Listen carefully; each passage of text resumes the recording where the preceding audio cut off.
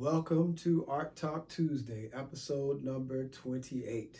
We have reached the last and final piece in the When We Pray series. For those of you who have been watching all the videos, I want to thank you for hanging in there with me. I hope that they have been enlightening and eye-opening for you, and that you got a better understanding not only for me and my creations, but this particular series, and giving some idea also about the nature of my book and my theological writings. So I want to thank you for that. We're here with the final piece. This is the 8th piece in the series. And actually, to give you a little backstory, I wasn't planning to do an 8th piece. I thought that after the 7 pieces were done, that this was it. It was a wash. And literally 8 months later, I got the inspiration for this final piece in the series. As I was beginning to work on the book and was getting predominantly finished with the book, I then was working on the final chapter. And as I began to start working on the final chapter, which really is a final section, which I interpret or call a coda, which is basically kind of a closing summation or closing statement. And as I was working on that, I got the inspiration for this final piece. So this was kind of, I don't want to say an afterthought, but an add-on, at least in my mind. Spirit probably already knew what was going to happen and what needed to happen when, but I didn't know. And so, as I said, I'm very intuitive in my process, my creative process, so I don't always know what's going to happen or what the next piece is going to be, etc., etc., etc. So this is the final piece. Not only is the final piece, but it is actually my favorite piece in the series. This one is my favorite. Number 1 is also one of my favorites. Number 3, and then I'd probably say number 5 would be my favorites out of the 8 pieces. So we're going to jump right in and talk about it now. Once again, you can see it's matted and framed, ready to go, behind glass, approximately 15 inches wide by 25 inches high. It is also in scratchboard. The theme of this particular piece is, in case you haven't noticed with the heart here, it's love.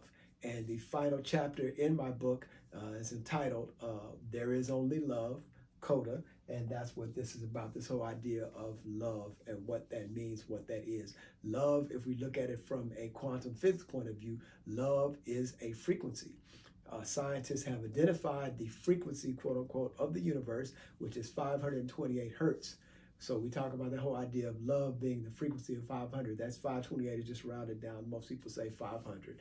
That is the frequency of the universe. It is also the frequency of love. They have actually mapped and documented thousands and hundreds of thousands of frequencies now in the universe. Everything has its own unique frequency, and the frequency of love is 528 hertz. And so we also know through quantum physics that once 2 particles interact with each other, they are always connected no matter how far away they may be from one another.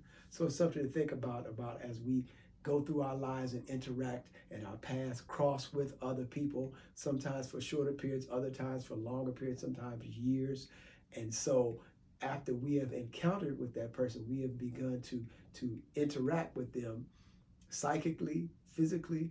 Once the 2 particles interact, they are always connected. So this whole discussion about us being connected to everything and everyone really is true. And when they suffer, we suffer. We may not feel it ready to some degree, but over time we do. That is why in our best interest to make this world the best place we can for everyone, because in doing so, all the ships are lifted up when the tide rises, right? And so by my brother and sister doing better, having better living conditions, etc., etc., etc., in some small sense, I do too. We all benefit from there being more and enough for everybody. We could have eradicated poverty years ago, back in the 60s, yet we haven't done it, not because we can't. Technologically, it's not a problem. The issue is greed. The issue is control. The issue is race. There's a lot of things that go into that have nothing at all to do with what we could actually do. So having said that, I'm going to get off that soapbox and go back to the piece. So this whole idea of exercising love. It is also very hard to exercise love if one does not also exercise compassion. They kind of go hand in hand. Trying to really separate the two is kind of a losing proposition. But this whole idea of love. So we have here obviously 2 dimensions of love. We've got here with this angel-like figure, this idea of spiritual or supernatural love. And here below us, this whole idea of human love. And so what we're doing is I'm doing a double entendre here in terms of the symbol. You see here I have a more direct symbol of a heart, right? That this angelic figure is floating in. And then here, if you look at the hands here, this is a heart shape.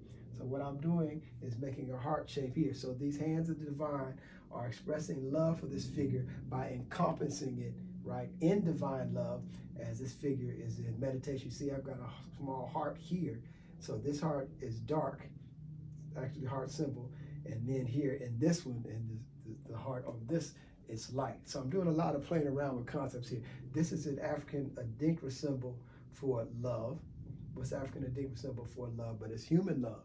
Here we have a West African Adinkra symbol for divine love, divine guidance.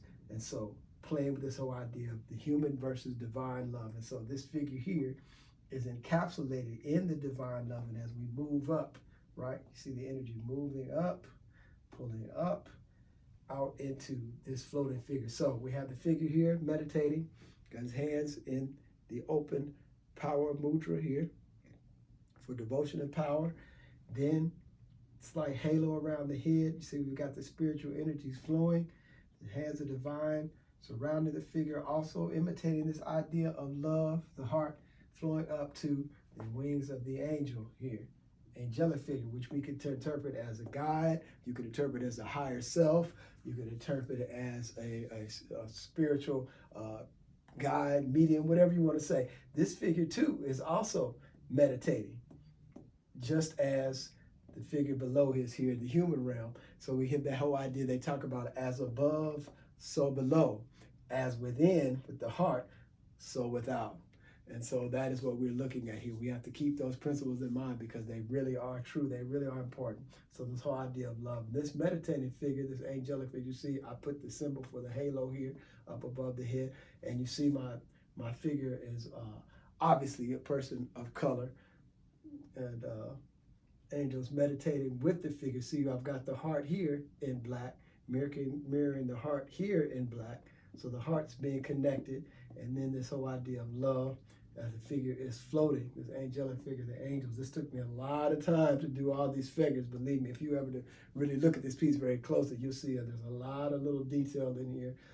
It took me a long time here, some experimenting around with some steel wool and some other things to kind of get this kind of free-flowing hair effect, which I wanted here from this figure.